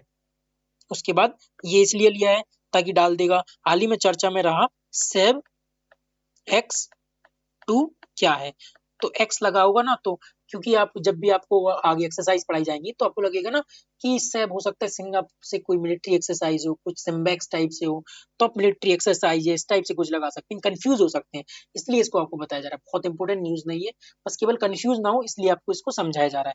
तो सेब एक्स क्या है? एक्स का मतलब है एक्सप्लोसिव। तो ये ऐसा एक्सप्लोसिव है जो टीएनटी से मतलब ट्राई नाइट्रो टालुइन से लगभग कितना 2 गुना अधिक घातक है। टीएनटी का आपका विस्फोटक है जो माइंस को उड़ाने में या माइंस का विस्फोट कराने में, इस टाइप में पहाड़ों को गिराने में, इस टाइप से यूज किया जाता है टीएनटी का। तो केवल ये न्यूज याद रखनी है आपको। सेबेक्स 2 क्या है? सेबेक्स 2 आपका एक एक्सप्लोसिव है और ये टीएनटी से काफी घातक है, मतलब 1.5 2 गुना का अधिक घातक है। विश्व स्तर पर सबसे शक्तिशाली गैर परमाणु विस्फोटक है। चूंकि ये गैर परमाणु है इसलिए ये कम खतरनाक होता है, मतलब कि रेडिएशन नहीं फैलेगा, तो ये विश्व स्तर पर सबसे शक्तिशाली गैर परमाणु विस्फोटकों में से आता है, मतलब विस्फोटकों में एक है। तो समझ गए होंगे सेबेक्स क्या है? एक एक्सप्लोजिव है, ना कि कोई एक्सरसाइज है। उसके बाद आईएनएस अरिगात आपको बताया था कि किस प्रकार K4 आपकी बैलिस्टिक मिसाइल को आईएनएस अरिगात से आपका दागा गया था। तो केवल यही इसकी न्यूज थी। अब देख लीजिए, ये पिछली बार भी चर्चा में रहा था। गौरव क्या है आपका? ये लंबी दूरी का ग्लाइडर बॉम्ब है। क्या है? लंबी दूरी का आपका ग्लाइडर बॉम्ब है। केवल इतनी सी न्यूज याद रखनी है बस आपको, और वही है कि आपका लॉन्ग रेंज ग्लाइड बॉम्ब है। बस आपको इतना ही याद रखना। गौरव क्या है? लॉन्ग रेंज ग्लाइड बॉम्ब है आपका। अब आपका यहाँ से ये टॉपिक खत्म होता है। अब आपके साथ चलते हैं प्रमुख युद्ध अभ्यास जो होंगे होंगे आपके। तो आपके प्रमुख युद्ध अभ्यास 2024-25 के, चूंकि आपने पीसीएस का जो पिछला पेपर देखा होगा उसमें जो युद्ध अभ्यास दिए थे उनके डेट भी पूछ ली गई थी कि ये किस महीने नहीं, किस डेट को हुए थे, किस डेट से किस डेट तक हुए थे। जैसे खान क्वेस्ट अगर पूछे गए तो 14 से 28 जून, 28 जून। नोमैडिक एलिफेंट 31 मई से 13, सॉरी, एक मिनट। तो हम जो 2024-25 के जो प्रमुख युद्धाभ्यास हुए हैं हम उनको देखेंगे, और आपको पीसीएस का जो क्वेश्चन बता रहे थे कि उसमें डेट तक पूछ ली गई है। तो इवन आरओ भी मिलान में ऐसे क्वेश्चन पूछ लेता है। तो आरओ थोड़े से ऐसे अनयूजुअल क्वेश्चन पूछे जाने, मिलान के रूप में पूछे जाने के लिए फेमस है। तो फिर भी कोशिश करेंगे जो जो न्यूज मतलब जो आपकी युद्धाभ्यास फेमस होंगे या जो एक्सरसाइज इंडिया में कंडक्ट की गई होंगी तो उनकी डेट कुछ महीना या कुछ ऐसी ट्रिक्स बना के यदि याद रख सकते हैं तो उनके रखने का प्रयास करेंगे। तो सबसे पहले देखिए खान क्वेस्ट क्या है आपका? ये युद्ध अभ्यास बहुराष्ट्रीय है, सैन्य अभ्यास है, मंगोलिया में हुआ है, और शुरुआत भी बहुत पहले हुआ, पहला नहीं है। तो ये न्यूज उतनी मतलब ये युद्ध अभ्यास बहुत इंपॉर्टेंट नहीं है, तो इसको स्किप कर सकते हैं। दूसरा देखते हैं, दूसरा क्या है आपका? Nomadic elephant. नोमैडिक का मतलब होता है आपका घुमंतु, एलिफेंट का मतलब हाथी। तो घुमंतु, चूंकि मंगोलिया में ना ठंडा प्रदेश है तो वहां हाथी जैसे बड़े जानवर सर्वाइव नहीं करते हैं, तो हाथी नहीं होते हैं, तो इसलिए नोमैडिक एलिफेंट। और मंगोल चूंकि आक्रमणकारी थे, जो चंगेज खान था आपका, तो इस प्रकार से जो आक्रमणकारी आए थे तो उसके भी नाम पर नोमैडिक एलिफेंट को आप याद रख सकते हैं। कि नोमैडिक एलिफेंट आप कैसे याद रखेंगे? नोमैडिक मतलब जो मध्य एशियाई के जो घुमंतु जनजाति थी जो भारत में आ जाती थी, तो मंगोल से अब याद रख सकते हैं मंगोलिया। तो ये किसके साथ हुआ? भारत और मंगोलिया के साथ हुआ है, और ये संयुक्त सैन्य अभ्यास है जिसका मंगोलिया में आयोजन किया गया। चूंकि मंगोलिया में हुआ है तो उतना इंपॉर्टेंट नहीं है, केवल ये याद रख सकते हैं नोमैडिक एलिफेंट किस किस देश के बीच कंडक्ट होता है। तो भारत का किस देश के साथ होता है? तो मंगोलिया। मंगोल आप नोमैडिक से याद रख सकते हैं, घुमंतु या चंगेज खान कुछ इस टाइप से याद रख सकते हैं। उसके बाद देखते हैं शक्ति। शक्ति जानते हैं भारत और फ्रांस के बीच होता है, और ये सैन्य अभ्यास है। चूंकि ये फ्रांस में हुआ था तो इतना इंपॉर्टेंट नहीं है, लेकिन फिर भी शक्ति, चूंकि फ्रांस बड़ा देश है और शक्ति बड़ी एक्सरसाइज होती है, तो कई बार हर बार पूछा भी जाता है, कई बार पूछ लेते हैं, तो शक्ति को देख के चलेंगे। तो शक्ति इंपॉर्टेंट के तौर पर आप, और आपको ये हाईलाइट भी करते चलेंगे, जो आपका इंपॉर्टेंट होगा उसको आपको हाईलाइट भी कर देंगे। तो शक्ति आपका फ्रांस के साथ होता है, और आप यही देख लीजिए। और आपका होता है मित्र शक्ति, किसके साथ होगा? हमारे मित्र के साथ होगा, तो श्रीलंका। तो मित्र शक्ति होता है श्रीलंका के साथ, और आपका शक्ति होता है फ्रांस के साथ, और एक और होता है आपका मैत्री। मैत्री होता है आपका थाईलैंड के साथ। तो आप तीनों कंफ्यूज नहीं होंगे, मैत्री, मित्र शक्ति और शक्ति। तो शक्ति आपका फ्रांस के साथ, मित्र शक्ति श्रीलंका के साथ। श्रीलंका के साथ काफी हमारी मित्रतापूर्ण व्यवहार रहे, तो हम उससे याद रख सकते हैं, हमारा पड़ोसी भी है और मतलब मित्रतापूर्ण व्यवहार भी रहे हैं, तो मित्र शक्ति उससे याद रख सकते हैं। मैत्री, मैत्री को भी याद रखना होगा, चूंकि मित्र और मैत्री कंफ्यूज करेगा आपको। तो मैत्री आपका थाईलैंड हो गया और मित्र शक्ति आपका श्रीलंका हो गया, इसको याद रखिएगा। उसके बाद है आपका अभ्यास दस्तलिक, ये आपका इंपॉर्टेंट है। अभ्यास दस्तलिक भारत और उज्बेकिस्तान के बीच होता है, सैन्य अभ्यास है, और चूंकि ये पुणे में आयोजित हुआ है इसलिए इसको हाईलाइट कर लेंगे आपका इंपॉर्टेंट के रूप में। तो ये आपका अभ्यास दस्तलिक कैसे याद रखा था हम लोगों ने पिछली बार भी, कोई भी बेकिंग चीज, तो बेकिंग चीज खाएंगे तो आपको क्या लगेंगे, आपको दस्त लग जाएंगे। तो दस्त लिख, दस्त, दस्त से याद रखते हैं। उज्बेकिस्तान, कोई भी आप ज्यादा बेकिंग बेक्ड चीज खाएंगे ना तो आपको दस्त लगेगा। तो क्या हो गया, अभ्यास दस्त लिख। कुछ भी ऐसी अनयूजुअल ट्रिक भी अगर बनाएंगे ना, हो सकती है कुछ बार, कई बार ट्रिक ऐसी लगती है कि ट्रिक ऐसी बन रही है, मतलब तो आप याद रखने के लिए कुछ भी बना सकते हैं, मतलब अपने दिमाग में बना लीजिए, किसी को बताइएगा मत। लेकिन ये हो सकता है कि ट्रिक को बनाना, मतलब हमारा लास्ट का एम क्या होना चाहिए, क्वेश्चन को कैसे भी हो सॉल्व करना है। तो बेकिंग से आप याद रख सकते हैं दस्तलिक को। तो बेक्ड खाना खाएंगे तो क्या लगेगा, दस्त। और ये चूंकि पुणे में आयोजित हुआ है इसलिए आपको इसको अच्छे से याद भी रखना है। चार पांच ही आपके ऐसे एक्सरसाइज हैं जो इंडिया में कंडक्ट हुए हैं और इम्पोर्टेंट है, तो उसको आपको हाईलाइट करेंगे। तो उसको आपको क्या रखना है, उसको आपको सबसे पहले तो उसका नाम रखना है कि किसके साथ हुआ है, कहाँ हुआ है, नेवल एक्सरसाइज है, मिलिट्री एक्सरसाइज है, या वायु वायु सैन्य अभ्यास है, तो या तीनों ट्राइलेटरल है, ये भी याद रखना है। अब 16 से 28 अप्रैल को भी आपको याद रखना है, तो अप्रैल से रख सकते हैं कुछ आप ऐसे। तो अप्रैल में हुआ, इवन ये भी याद रखेंगे आप कि किस महीने में हुआ है ना, तब भी आप कई बार सॉल्व करने की उपस्थिति में होंगे। अगर आपको ये भी नहीं हो रहा है तो आप डेट को स्किप कर सकते हैं। डेट उनके लिए जिसको याद हो जाएगा और लगता है कि ये क्वेश्चन यहाँ से गलत नहीं करना है। तो अभ्यास दस्तलेख आप समझे होंगे, बेकिंग से आपको दस्त याद रखना है। उसके बाद है tiger triumph. Tiger triumph Bharat और अमेरिका के बीच में हुआ है, त्रिशेवा हुआ है ये। मानवीय सहायता और आपदा राहत, मतलब कि humanitarian assistant, humanitarian assistant and disaster relief, HATR, मतलब मानवीय सहायता और आपदा राहत के लिए जो चलाया गया है ट्राइलेटरल आपका जो अभ्यास है उसका नाम क्या है, टाइगर ट्राइम्फ। तो ट्राइम्फ से आप कैसे याद रख सकते हैं, Trump, Trump America, triumph Trump America, समझ ही रहे होंगे आप। उसके बाद इसका चौथा संस्करण हुआ है, चूंकि आंध्र प्रदेश में हुआ है इसलिए इसको भी हम हाईलाइट करेंगे, टाइगर ट्राइम्फ। तो ये आपका इंपोर्टेंट हो जाएगा। ये चूंकि हाईलाइट नहीं है, यदि आपके पास मैगजीन है तो उसमें हाईलाइट कीजिए, वरना PDF आपको हाईलाइट करके दे दी जाएगी। ठीक है, तो उसके लिए आप बेचिंत, मतलब चिंतित ना हो उसके लिए कि आपको आपको हाईलाइट करके दे दी जाएगी। ठीक है, तो क्या हो गया, आपको क्या क्या याद रखना है, शक्ति भारत और फ्रांस आपको याद ही रहेगा। दस्तलेख बेकिंग खाना, दस्त लगेगा तो उज्बेकिस्तान और पुणे में हुआ है ये याद रख सकते हैं कि पुणे का जब आप बेकिंग खाना खाएंगे तो आपको दस्त लग जाएंगे। ऐसी कुछ भी ट्रिक बनाइए, केवल आपको याद रखना है। उसके बाद ट्राइम्फ ट्रम्प, तो ये अमेरिका के साथ हुआ है। ट्राइलेटरल है, आपको ये याद रखना है। ट्राई से आप रख सकते हैं, ट्राई, तो ट्राइलेटरल हो गया। ट्रम्प अमेरिका याद रख सकते हैं किसके साथ हो रहा है। उसके बाद आपका क्या है, ये हुआ है आंध्र प्रदेश में, तो ये भी रख सकते हैं। ट्रम्प किस प्रकार अंधा होता जा रहा है, मतलब कि आप देख ही रहे होंगे ट्रम्प का बिहेवियर, आप जानते होंगे कि किस प्रकार सत्ता की लालच में अंधे हो जाते हैं। इस टाइप से कुछ आप बना के याद रख सकते हैं। तो हमने क्या याद रखा, ट्राइम्फ, ट्राई तो ट्राइलेटरल, ट्रम्प, ट्रम्प अमेरिका के राष्ट्रपति ट्रम्प, ट्राइलेटरल सैन्य अभ्यास है, ट्रम्प से ट्रम्प याद रख सकते हैं अमेरिका, और आप रख सकते हैं अंधा से आंध्र प्रदेश। तो इस प्रकार आपको ये टाइगर ट्रम्प पूरा याद करवा दिया गया है। ठीक है, उसके बाद देखते हैं डेजर्ट फ्लैग।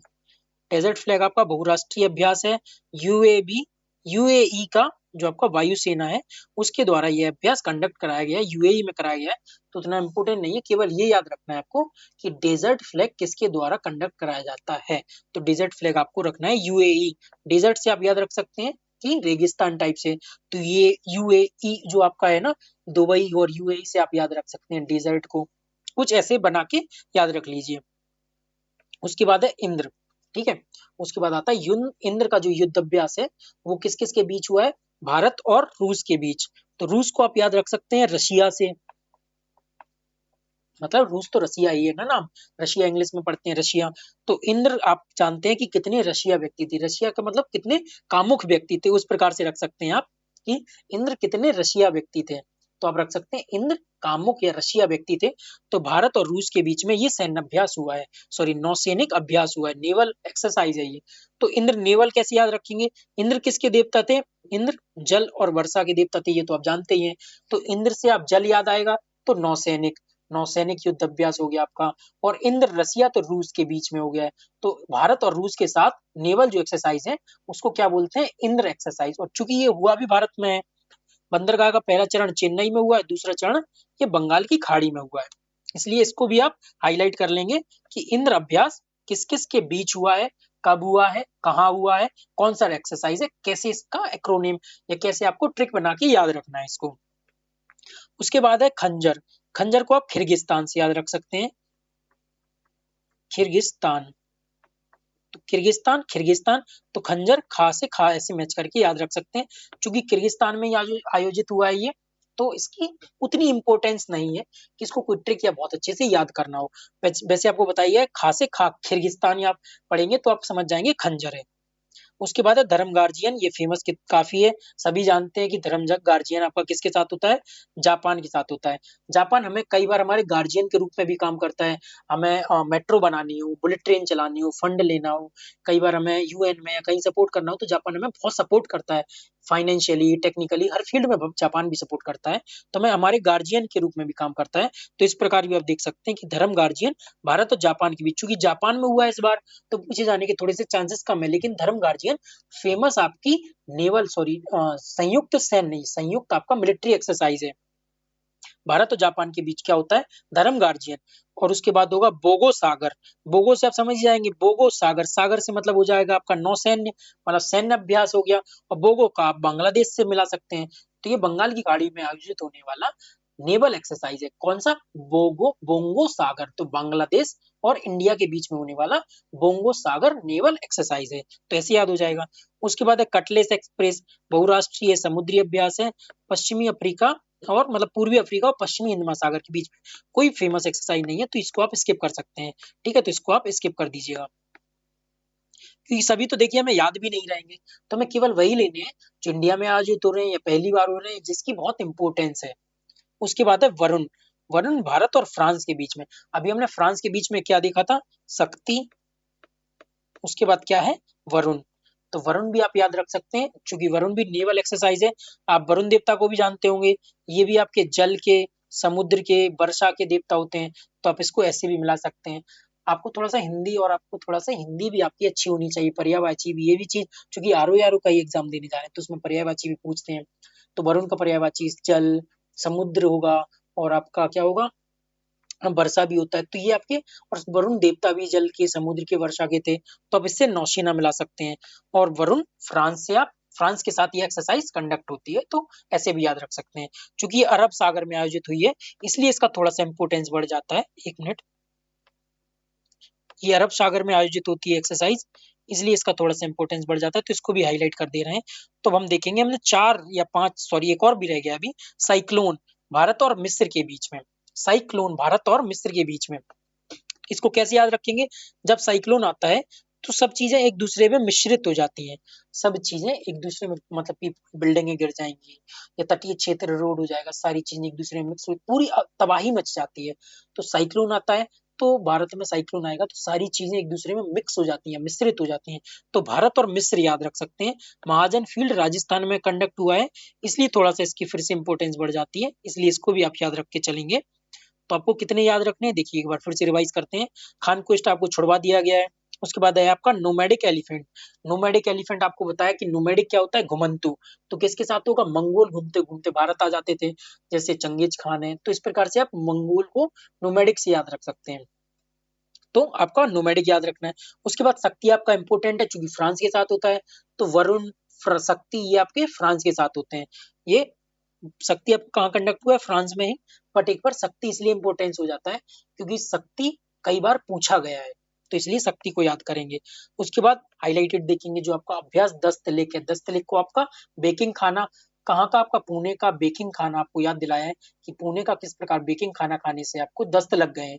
तो दस्तलेख उज्बेकिस्तान, सैन्य अभ्यास पुणे। उसके बाद है टाइगर ट्राइम्फ। ट्राइम्फ से ट्राइलेटरल, ट्राइम्फ से ट्रम्प, और उसके बाद है आपका अंधा। ट्रम्प अंधाधुंध अपनी सत्ता के भोग में रहता है, तो उसको उससे आंध्र प्रदेश भी रख सकते हैं। तो टाइगर ट्रम्प के लिए ट्राई, ट्रम्प और आंध्र अंधा, उससे याद हो जाएगा आपको। डेजर्ट साइक्लोन, सॉरी डेजर्ट आपका जो फ्लैग है, तो डेजर्ट आपका कहाँ, यूएई वायुसेना के द्वारा आयोजित किया गया है। उतना इंपॉर्टेंट नहीं है, केवल एक बार नजर मार लीजिएगा इस पर। और उसके बाद है आपका क्या, इंद्र। तो इंद्र आपको बताया किस प्रकार रशिया व्यक्ति था, तो रूस के साथ ये अभ्यास हुआ है। इंद्र जल के देवता थे, वरुण भी आपके जल के देवता थे, इंद्र भी जल के, तो दोनों नेवल एक्सरसाइज हैं आपकी। और इसका चूंकि चेन्नई और बंगाल की खाड़ी में आयोजन हुआ है, तो इसलिए ये इंपॉर्टेंट भी बन जाता है। खंजर को आपको किर्गिस्तान से याद करवाया है। धर्म गार्जियन, जापान हमारा गार्जियन के रूप में काम करता है, हमेशा सपोर्ट करता है। बोंगो सागर, सागर से हो जाएगा, नेवल एक्सरसाइज है, बंगाल की खाड़ी में हुआ है, बोंगो से बांग्लादेश पकड़ लेंगे आप। उसके बाद कटलेस एक्सप्रेस आपको कटवा दिया गया है। उसके बाद है वरुण, चूंकि जल के और समुद्र के वर्षा के देवता थे, तो आप नौसेना समझ रहे होंगे कि नेवल एक्सरसाइज है आपकी। और क्या बचा है आपका, साइक्लोन। और ये अरब सागर में, चूंकि अरब सागर में हुआ है, इसलिए इसको थोड़ा सा ये भी याद रखिए कि आपका जो वरुण है, वरुण आपका अरब सागर में हुआ है। और आपका साइक्लोन से आपको बताया कि सारी चीजें मिश्रित हो जाती हैं, तो जब मिश्रित हो जाएंगी, तो मिश्रित से आप क्या रखेंगे, मिक्स्ड से आप मिश्रित से मिश्र याद रखेंगे। अब अगला देखते हैं। और आप देखिए हाइलाइटेड कितने मिले आपको, 1 2 3 4 5 6, तो आपको 13 में से 6 अच्छे से याद रखने हैं। अब उसके बाद चलते हैं अभ्यास एक्यूवेरिन। एक्यूवेरिन भारत और मालदीव के बीच होती है, चूंकि मालदीव में आयोजन किया गया तो उतना इंपोर्टेंट नहीं, केवल देख सकते हैं कि ये जॉइंट मिलिट्री एक्सरसाइज है आपकी, संयुक्त सैन्य अभ्यास। तो एक्यूवेरिन मालदीव से याद रख सकते हैं, कुछ भी इसका ट्रेप बना लीजिए, एक्यूवेरिन मालदीव कुछ भी उस प्रकार से बना के कर सकते हैं। सूर्य किरण, सूर्य किरण का ये 18वां संस्करण हुआ है, नेपाल में ये आयोजित हुआ है। लेकिन सूर्य किरण फेमस आपकी एक्सरसाइज है, फेमस आपका जॉइंट मिलिट्री एक्सरसाइज है ये। तो सूर्य किरण कैसे याद रखेंगे, सबसे पहले सूर्य आपका कहाँ उदय होगा, तो माउंट एवरेस्ट पर। आपका माउंट एवरेस्ट कहाँ है, नेपाल में, तो आप ऐसे भी याद रख सकते हैं, भारत और नेपाल के बीच हुई है। उसके बाद है हरिमाऊ शक्ति। शक्ति आपका होता है फ्रांस के बीच में, हरिमाऊ शक्ति होता है आपका मलेशिया के बीच में। तो इसको हम सिया से याद है, सिया मतलब सीता, हरि का मतलब होता है आपके राम, तो राम और सीता ऐसे याद रख सकते हैं, हरि राम, और मलेशिया का शिया से सीता। ठीक है, ये भी आपकी जॉइंट मिलिट्री एक्सरसाइज है, और ये आपकी मलेशिया में हुई है, इसलिए थोड़ा सा उतना इंपॉर्टेंस कम है, लेकिन हरिमाऊ शक्ति पूछ सकते हैं। तो हरिमाऊ शक्ति आप क्या हुआ, मलेशिया, सिया से याद रखेंगे आप। गरुण शक्ति भी पूछ सकते हैं। फिर उसके बाद अब देखिए शक्ति आपको कितनी हो गई, एक तो शक्ति होती है आपके फ्रांस के बीच में, हरिमाऊ, हरि सिया, और एक होती है आपकी गरुण शक्ति, तो इसको आप छोड़ सकते हैं, इसको भी छोड़ सकते हैं, याद रख लीजिए। सिया इसमें भी आ रहा है, लेकिन आपका हरि नहीं आ रहा है इसमें, तो हरि शक्ति से आप याद रख सकते हैं, हरिमाऊ शक्ति आपका मलेशिया। कुछ ऐसा बनाइए जिससे आपको याद रहे। उसके बाद देखते हैं वज्र प्रहार। वज्र प्रहार भारत और अमेरिका के बीच में होता है, अमेरिका में आयोजित हुआ है, इसलिए इंपोर्टेंट नहीं है उतना, बट फिर भी एक बार दिमाग में रख लीजिए कि वज्र प्रहार आपका भारत और अमेरिका के बीच हुआ है। उसके बाद है बिनबैक्स। तो बिनबैक्स से आप समझ ही रहे होंगे, बिन और वियतनाम, बिन वियतनाम, ये अंबाला एवं चंडी मंदिर हरियाणा में आयोजित हुआ है, इसलिए इसको हाईलाइट करेंगे, इसलिए बिनबैक्स को देखेंगे भी। तो इसका 5वां संस्करण हुआ है, भारत और वियतनाम के बीच हुआ है, और ये जॉइंट मिलिट्री एक्सरसाइज है। तो ये भी याद रखना है, कौन सा मिलिट्री एक्सरसाइज है, नेवल एक्सरसाइज है, वायु, चंद्र, इंद्र, और आपको वरुण, वरुण और इंद्र बताए, दोनों नेवल एक्सरसाइज है। जो नहीं बता रहा है वो मोस्टली मिलिट्री एक्सरसाइज है, इसलिए आपको वो उतने डीप नहीं बताया जा रही है, उसका ट्रिक्स नहीं बताया जा रहा है। तो अब जैसे बिनबैक्स आप समझ गए होंगे कि Vietnam India military exercise, joint military exercise है, और ये अंबाला हरियाणा में घटित हुआ है, तो इसलिए ये थोड़ा सा इंपोर्टेंस, इंडिया में हुआ है तो इंपोर्टेंट बन जाता है। तो भारत और वियतनाम के बीच जो जॉइंट मिलिट्री एक्सरसाइज हुई है वो क्या है, विनबैक्स, नाम से ही आ रहा होगा, विनबैक्स। उसके बाद देखते हैं ऑस्ट्रो हिंद, ऑस्ट्रेलिया के ही साथ होगा, क्योंकि ये पुणे में हुआ है, इसलिए थोड़ा सा ये पूछा जा सकता है। ऑस्ट्रो हिंद से तो समझ आ रहा है कि ऑस्ट्रो, ऑस्ट्रेलिया, हिंद, भारत, तो ऑस्ट्रेलिया और भारत के बीच होने वाला जॉइंट मिलिट्री एक्सरसाइज है। अब ये पूछ सकता है कि ये कहाँ आयोजित किया गया था, तो ये पुणे में आयोजित किया गया है। आपको पुणे में, देखिए पुणे में एक बिना देखे आप बताएंगे कि पुणे को आपको कैसे बताया था कि पुणे का खाना आपको क्या करेगा, जब पुणे का बेक्ड खाना होगा तो आपको वो क्या करेगा, दस्त लगाएगा, तो उज्बेकिस्तान। ठीक है, उसके बाद देखते हैं अग्नि वॉरियर। तो भारत और सिंगापुर के बीच में हुआ है, ये भी आपका सशस्त्र बलों मतलब कि मिलिट्री एक्सरसाइज है ये भी आपकी। तो ये आपकी महाराष्ट्र की फील्ड फायरिंग रेंज में आयोजित की गई, क्या है आपकी, देव वाली आपकी जो महाराष्ट्र की फायरिंग फील्ड है उसमें आपकी आयोजित की गई है अग्नि वॉरियर। तो कैसे याद रख सकते हैं इसको? देखिए, जब कोई वॉरियर, एक बार इरेज कर लेंगे इसको, जब कोई वॉरियर अपनी लाइफ में आग मतलब कि अग्नि पर तपता रहता है तो उसे फिर सिंहासन मिलना चाहिए। यदि कोई वॉरियर अपने पूरे जीवन काल भर अग्नि की तपस्या से तपता रहता है या अग्नि की तपस्या पर चलता रहता है, अग्नि तपस्या करता रहता है, तो उसे सिंहासन सिंगापुर, उसे सिंहासन मिलना चाहिए। कैसे याद रखेंगे? सिंहाघन नहीं, सिंहासन। तो जब कोई वॉरियर या जब कोई योद्धा अपने पूरे उम्र भर या पूरे जीवन भर अग्नि तपस्या करता रहता है तो उसे सिंहासन भी प्राप्त होना चाहिए। तो भारत और सिंहासन याद रख सकते हैं। चूंकि ये भारत में आयोजित किया गया है इसलिए ये थोड़ा सा इंपॉर्टेंट हो जाता है।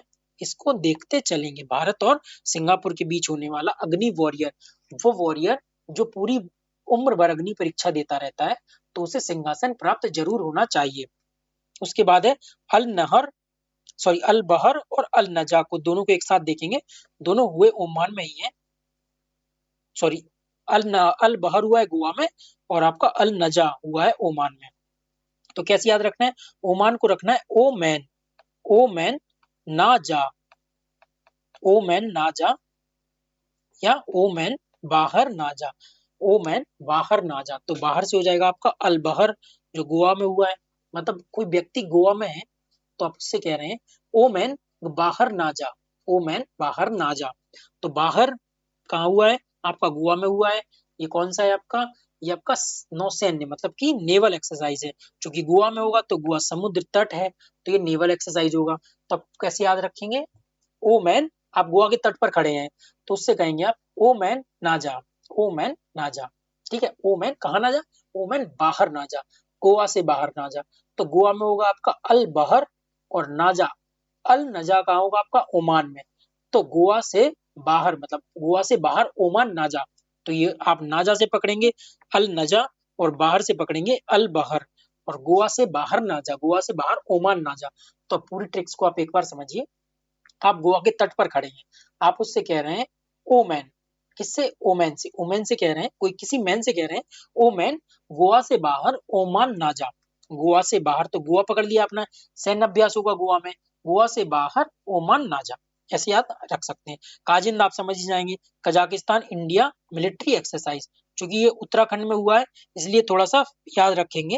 वैसे आप काजिंद से पकड़ लेंगे, काजिंद कजाकिस्तान और ओली आपका उत्तराखंड में आयोजित किया गया है। सिम्बेक्स भी पकड़ लेंगे आपका, सिंगापुर इंडिया, ये आपका लेकिन नेवल एक्सरसाइज है, नौसैन्य अभ्यास है।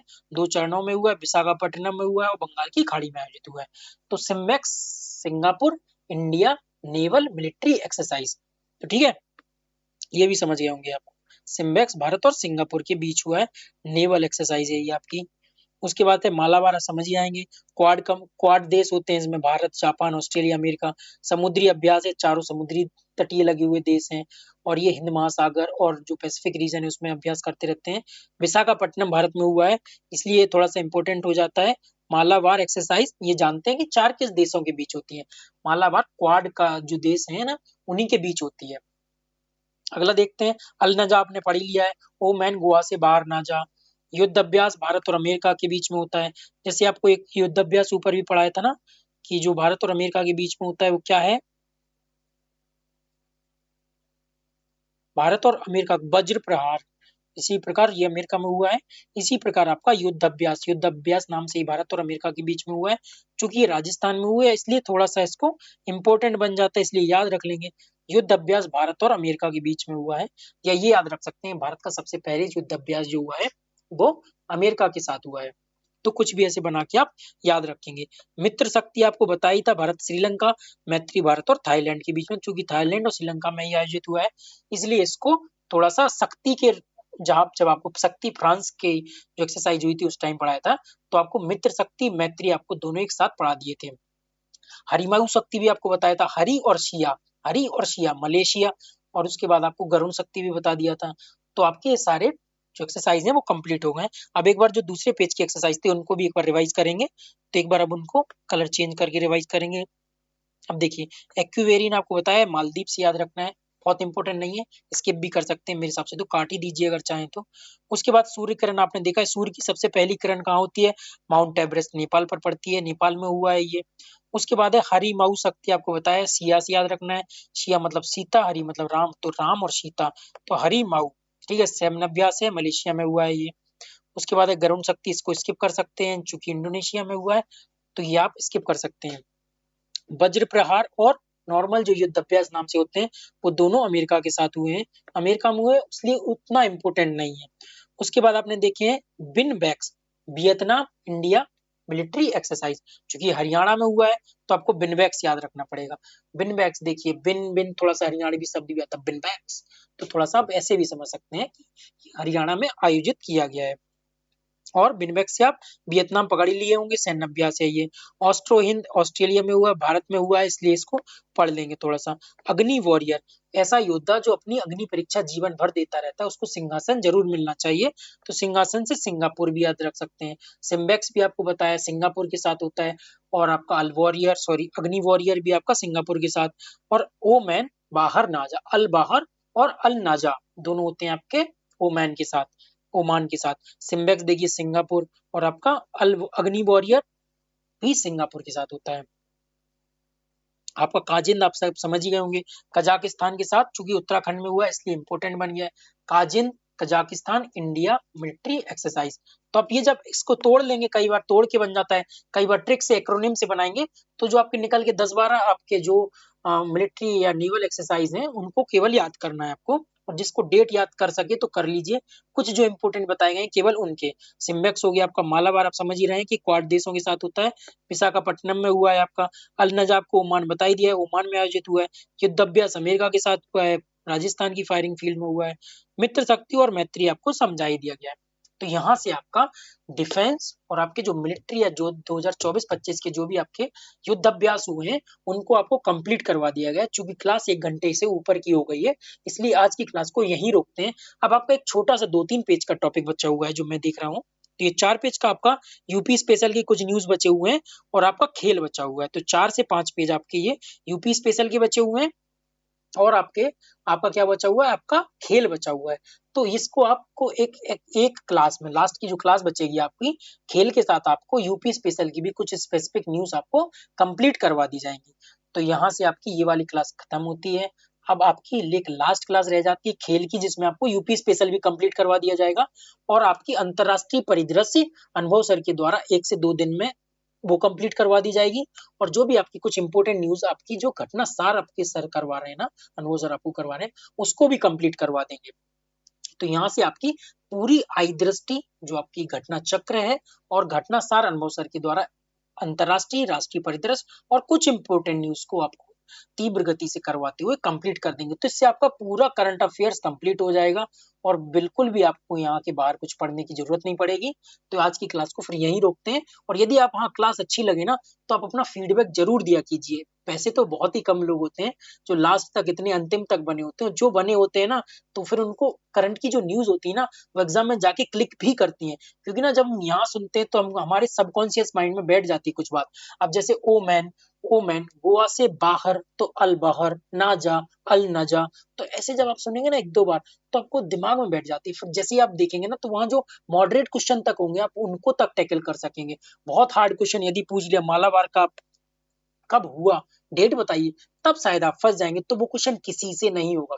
फिर वो क्वेश्चन स्किप करने लायक होगा।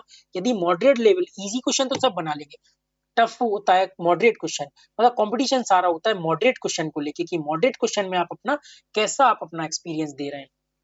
तो यही है, जो लास्ट तक बना रहेगा, सुनेगा, अच्छे से ट्रिक्स को समझ लेगा, तो वो एग्जाम में जाके अपना पोटेंशियल दिखाएगा, उनके क्वेश्चन क्लिक होंगे, ट्रिक्स वहां आती हैं। इसीलिए आपको लास्ट तक बने रहना भी जरूरी है। तो जो भी बने एक बार लाइक जरूर कर दीजिए कीजिए, और यदि अच्छी लगी ना, तो एक बार फीडबैक जरूर दिया कीजिए कि नहीं ये चीज आपकी यहाँ से ये मिस हो रही है। हमें हेल्दी फीडबैक देने में या प्राप्त करने में अच्छा लगता है, हम अपने आप को इम्प्रूवमेंट करेंगे उसी प्रकार, और आपको अच्छा कंटेंट देने की भी कोशिश करते हैं, इतनी मेहनत करते हैं आप लोगों के लिए, और पूरी टीम लगी होती है। तो यदि आप बने तो एक लाइक और फीडबैक जरूर दिया कीजिए। तो चलिए आज की क्लास को यहीं रोकते हैं। धन्यवाद।